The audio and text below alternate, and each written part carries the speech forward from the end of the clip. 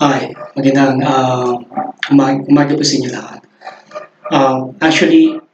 Pangalawang video ko na po ito, may kinalaman doon sa book na ginagawa ko. So, yung chapter 1, pag-usapan po natin ngayon. Last time, pinag-usapan natin, we were able to talk about the methodology of the Bible. And then, pinakita natin doon yung apat na code ng law ng buong Bible, no? And binigit natin yung tatlo na lamang po yung applicable.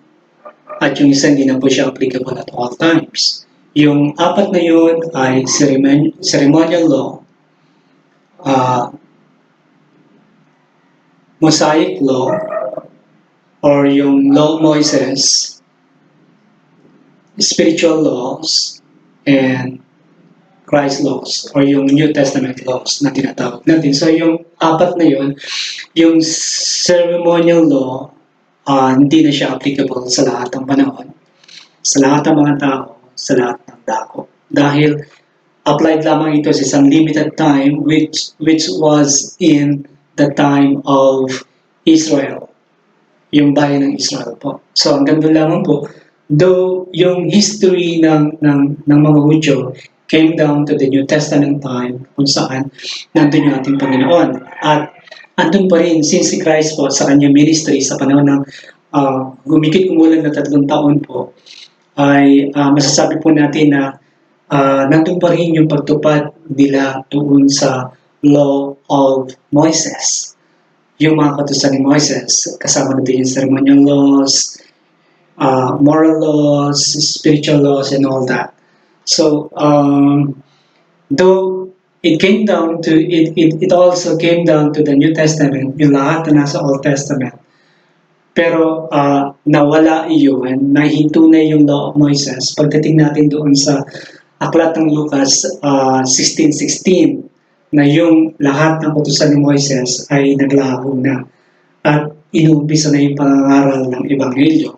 Sa panahon ng Bagong Tipan, ito na yan, panahon ni Christ po, doon sa kanyang ministeryo up to very this time po.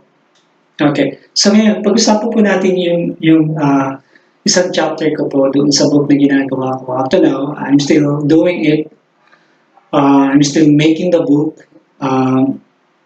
Hindi ko lang alam talaga kung kailan ito matatapos kasi there are lots of issues in the church na kung saan nakabahagi po ako. But hindi ko sinasabi ito just to blame those people in 1901 to 1980s about their cultures and teachings in the COC or Church of Christ 3380. Okay, wala tayong biniblame dito. What I am trying to do is to create a book or to make a book, at least meron tayong mababasang isang uri ng libro na nagsasabi na ganito nangyayari in the past of the church where I currently belong. Okay, so for now, pag-usapan natin chapter 1. Okay, yung unang issue sa church na kinabibilangan ko po ay yung tinatawag nating yung bang pangalan ng church ay ipinag-utos ba ng Diyos? Meron ba tayong mababasa sa Biblia na ito lang, pangalan na ito ang siyang gagamitin natin at nagpapatunay na ito lamang ang totoong iglesia at totoong maliligtas na iglesia? Yan, pag-usapan ko natin yan. Yung ginamit na church, kagaya sa amin po, ginamit yung pangalan na Church of Christ. Yung iba, Christian Church, yung iba ay Disciples of Christ, at yung ibang grupo naman, marami din gumagamit, pero nakabatay din doon sa Biblia na pinagbatayan nila. Ano po, even in the Old Testament, down to the New Testament, maraming sinasabi ang tungkol sa pangalan ng iglesia. Meaning, meron tayong generic name na pinapagitan ng Biblia po. Generic name ng iglesia po, ng church name na pwede natin pagbatayan po. Marami po ito. Dito sa libro yung ginagawa ko po, binagit ko rito yung more than 40 church generic name. Hindi lang isa. Hindi lang isa. Ito yung problema ng ibang grupo, kagaya ng INC, na Iglesia ni Cristo. Katukayan namin sila eh. Sa amin naman, if they got INC, we got INK, Iglesia ni Cristo. Iglesia ni Cristo rin sila. Katukayan namin, nagkaiba lang sa letter ng C sa kanila, sa amin ang letter K. So, doon katukayan namin sila, pero hindi rin kami magkaparehas ng paniniwala at doktrina.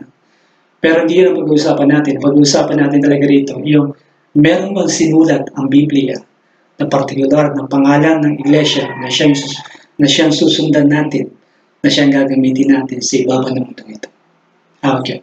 So, merong mga talata tayong babanggitin, kagaya ng Matthew chapter 16 verse 18, sa Easy English Bible, ang sabi dito, okay, what I say is true, you are called Peter, which means a rock. And I will build my church on this rock. Not even the power of death can be beat and destroy my church. Wow! Napaka-strong ng principle, napaka-lakas ng dating ng Matthew 16:18 na sinasabi nito na walang panahon, walang mga tao, hindi naman mga tao, even places na maaring umadlang sa pagkapatayo ng ating Panginoong Jesus ng isang iglesia. Okay, yung iglesia dito, yung church na ginamit dito ay hindi siya local na isang banner. Hindi siya local. Ang paliwanag ng ibang Bible scholar dito, yung mga talaga nakapag-aral ng wikang Greko, no? Dito sa Matthew 16:18, pinapakita yung church dito ay big letter. Ibig sabihin, yung church na ginamit dito, it is a body of Christ. It is a universal of body of Christ. So, hindi nakabatay yung salitang church dito sa pangalan, halimbawa ng pangalan namin, sa church na Church of Christ 33 AD. Debatable pa yung dating ng 33 AD. Okay. So, hindi lang yung Church of Christ 33 AD ang nakabilong o nakasama, naka-include doon sa salitang church na winika ng ating Panginoon Diyos. The word church here is sa Greek essence and definition, it is not based on a local or isang banner ng isang iglesia, halimbawa nga ng Baptist, ng Evangelical Church, JIL, any denomination or evangelical, or even sa amin. Hindi lang kami ang nakabahagi sa church na binanggit ng Matthew 16:18. Sa Efeso, binanggit ni Pablo na yung iglesia ni Cristo ay katawan. Tinatawag niyang katawan. Kasi nga yung head, yung Cristo eh. Ibig sabihin wala siyang katawan.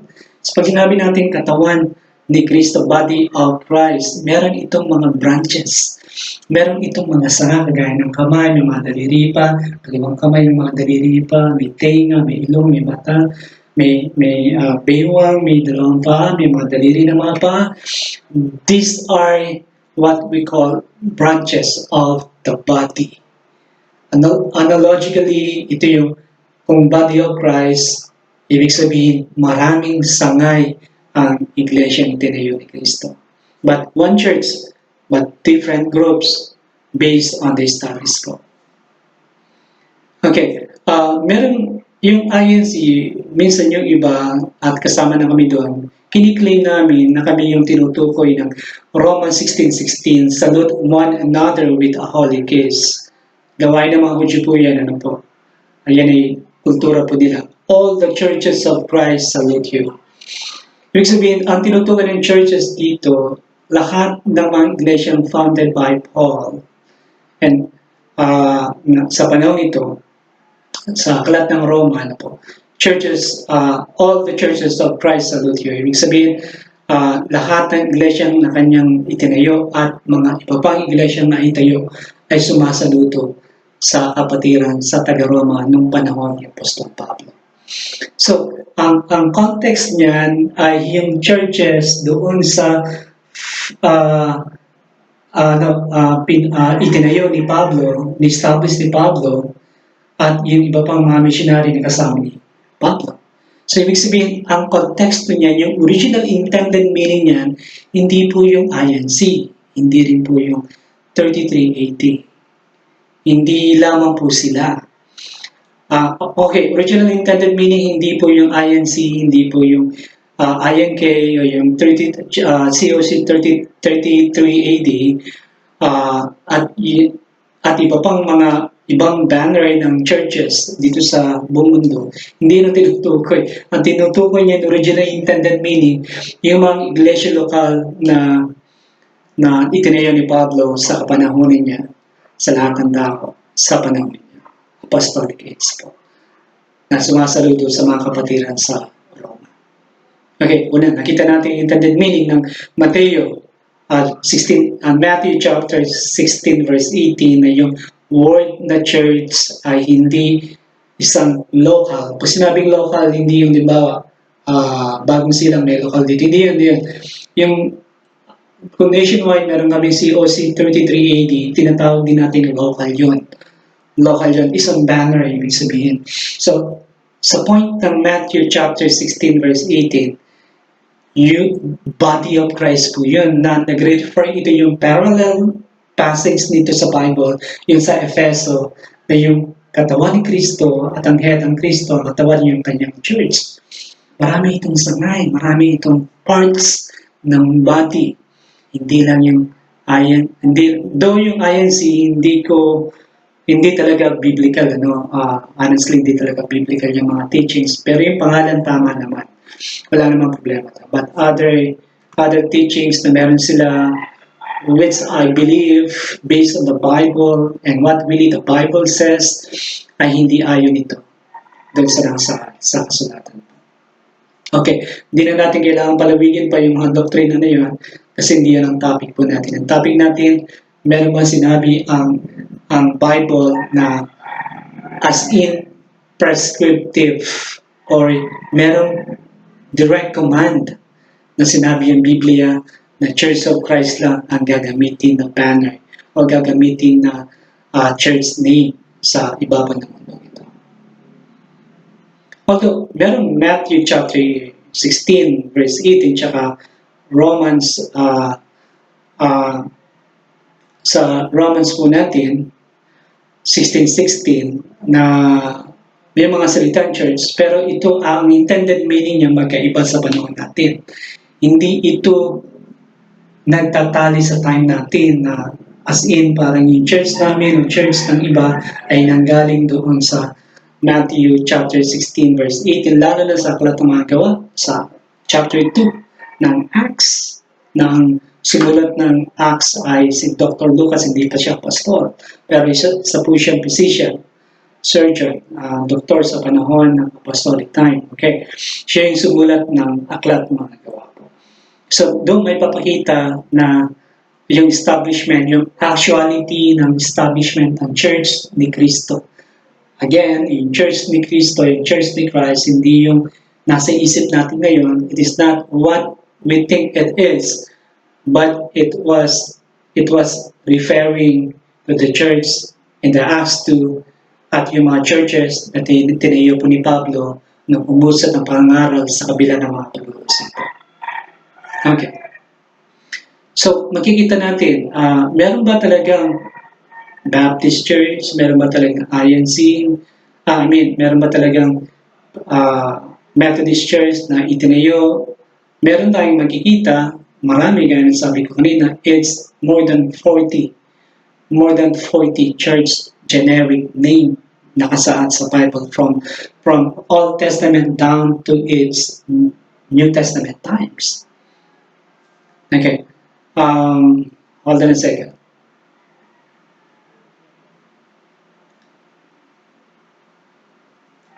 Dito po, ilalahad ko po sa inyo yung more than 40 church names. Ang tawag natin doon mga generic names, na isa lang naman ibig sabihin yan, the body of Christ. Or the Church of Christ. Kasi lahat ng mga binanggit dito, hindi po yan as in numbers. Iisa lang po yung description. Ang description niya yung Iglesia ni Cristo. Pero may binigay ang Biblia na generic name ng church na pwedeng gamitin ng mga taong na kay Kristo sa ibabaw ng mundo ito. Tungyan natin. Okay, una, sa Psalms chapter 89 verse 7, binanggit yung assembly of the saints. Tumutukoy yan doon sa mga na kay Kristo. Tumutukoy yan sa church ni Christ. Yung assembly of the saints, yan isang lupon. Yan isang iglesia po. Ecclesia, sa Greek word na ecclesia means iglesia or called out, mga tinawag. So, mula sa kadiliman, papunta doon sa kaliwanagan kay Kristo na ating Panginoon Diyos. Assembly of the Saints, church po yun. Okay. Pangalawa na binanggit ng Bible, sa Psalms 111 verse 1, assembly of the upright. Again, church po yan.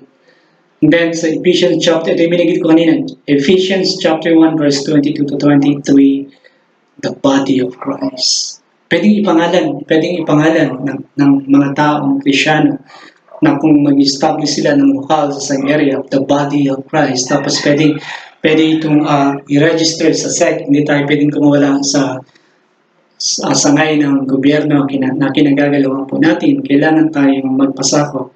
Kagaya ng halimbawa, kung gusto mo, kung meron kang iglesia yung pinapangunahan at ito'y dumadami, kailangan mo na siyang ipa-register sa SEC. Kahit hindi marami, basta sin capable ang church na magpa-SEC, libre lang po yan, wala po yung bayad, ipasek na po, pasek register na po natin. So, yung pangatlo, body of Christ. Fourth, branch of God's planting. Isaiah 60:21. Bride of Christ. Nakita niyo, Bride of Christ. So, Revelation po yun, chapter 21, verse 9. Church po, ibig sabihin niya. Church of God, obviously, Acts 20, verse 28. And then, Church of the Living God, 1 Timothy 3:5. Kung ako tatanungin, anong gagamitin na pangalan? Gusto ko po yung Church of the Living God. 1 Timothy chapter 3, verse 15. And then sunod, Church of the Firstborn. Hebrews chapter 12, verse 23. And then City of the Living God. Hebrews chapter 12, 22. City of the Living God. Hebrews chapter 12, 22. Congregations of the Saints. Psalms 149, verse 1. Congregation of the Lord's poor. Psalm 74 verse 19. Dove Church, Song of Solomon, chapter 2 verse 14, and even chapter 5 verse 2. And then family in heaven and earth, Ephesians chapter 3 verse 15. Flock of God, Ezekiel 34:15 and 1 Peter chapter 5 verse 2. And then ang kasunod po niyan, pamilya na po yan, marami na po yan. Ano po? So, ito pa ang mga kasunod yan. Okay. Meron pa tayong tinatawag na pangalan ng church na Fold of Christ, John chapter 10 verse 16. And then, General Assembly of the Firstborn, Hebrews chapter 12 verse 23. Golden Candlestick Church, Revelation chapter 1 verse 20. God's Building Church, 1 Corinthians chapter 3 verse 9. God's Husbandry Church, 1 Corinthians chapter 3 verse 9. God's Heritage Church, Joel chapter 3 verse 2, 1 Peter chapter 5 verse 3. Habitation of God, Ephesians chapter 2 verse 22. Heavenly Jerusalem, Galatians chapter 4 verse 26, and Hebrews chapter 12 verse 22. And Holy City Church, Revelation chapter 21 verse 2, Holy Mountain Church or Holy Mountain Church, Zechariah chapter 8 verse 3, and then ang kasunod po, Holy Hill Church sounds chapter 15 verse 1, and then House of God, First Timothy chapter 3 verse 15, and Hebrews chapter 10 verse 21. House of God of Jacob, okay? Yan po ay nasa Isaiah chapter 2 verse 3, and then House of Christ, Hebrews chapter 3 verse 6, Household of God, Ephesians chapter 2 verse 19, Inheritance Church, Psalms chapter 28 verse 9, Isaiah chapter 19 verse 25, Israel of God, yun yung spiritual church po natin. Yun yung church, ano po. Dalawa yung church ng Israel sa Old Testament at yung church na tinutukoy sa Galatians chapter 6 verse 16, kasama po tayo doon. We are the spiritual Israel ng God. Okay, church po yun. Okay. So, ano ba?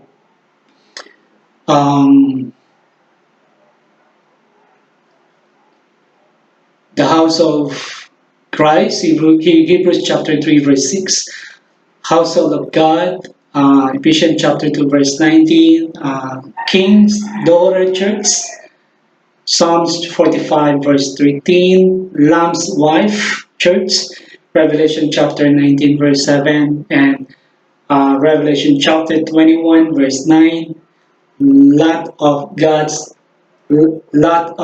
inheritance, Deuteronomy chapter 32 verse 9, Mount Zion Church, Psalms chapter 2 verse 6, and Hebrews chapter 12 verse 22, Mountain of the Lord's House, Isaiah chapter 2 verse 2. So hindi lang yan, marami pa po yan. Ano? Okay. So napakadami niyan. Ito pa, New Jerusalem Church, Revelation chapter 21 verse 2, Pillar in ground of the truth, First Timothy chapter 3 verse 15, Sanctuary of God, Psalms 114 verse 2, Spiritual House, First Peter chapter 2 verse 5, Spouse of Christ, Song of Solomon chapter 4 verse 12, chapter 5 verse 1, Temple of God, 1 Corinthians chapter 3 verse 16 to 17, Temple of the Living God, 2 Corinthians chapter 6 verse 16, the Vineyard, Jeremiah chapter 12 verse 10, and Matthew chapter 21 verse 41. And then binanggit din po, lastly, dalawa po ay Church of Christ, yun yung sinasabi natin na Matthew chapter 16 verse 18, yun na yung sakop ng lahat ng mga binanggit po natin, at kasama na rin yung founded ni Paul na mga churches sa kanyang time, Churches of Christ in Romans chapter 16 verse 16. Okay. So as a whole, those church names stated below above stated below are the generic names of the church. Those church names stated above are the generic names of the church of the New Testament. Okay. Of the Bible, included na po yung Bagong Tipan. Okay. Ito yung mga sinabi ng Bible. Actually, hindi siya prescriptive. Hindi naman binanggit alin yung church na gagamitin dyan, church name. Pero meron descriptive. We define ito sa unang video ko na yung descriptive ay isang precedence na pinapakita ng Bible at pwede itong gamitin, pwede itong i-apply sa kapanahon natin. Pero hindi siya nakabahagi sa prescriptive things ng Bible. But descriptive, marami po tayo. So, ibig sabihin po dito, any of these church names ay pwede po natin talagang gamitin po. The Bible never speaks or never provides any prescriptive command that the Church of Christ is only the basis for a true church name. In fact, the Bible provides many church names as mentioned above, or as I mentioned earlier, na pwede natin gamitin po sa anumang kapanahunan sa ibabaw ng mundong ito. So, isang bagay na makikita po natin that true church name was not been in prescriptive but in descriptive, because God provided many possible church names in the Bible na maaaring gamitin ng mga taong malalapit sa Kanya, mga taong nasa Christendom or Christianity. So, meron bang de-describe o meron bang prescribe ang Biblia at nagsasabi ito lang ang totoong iglesia? Wala po. Wala po. The Bible never speaks about it. But the Bible has shown yung mga pwedeng pagpilian. And as I said earlier, it's more than 40 church generic names. Sa magandang umaga po sa inyo lahat at pagpalain nawa kayo ng Panginoon Diyos.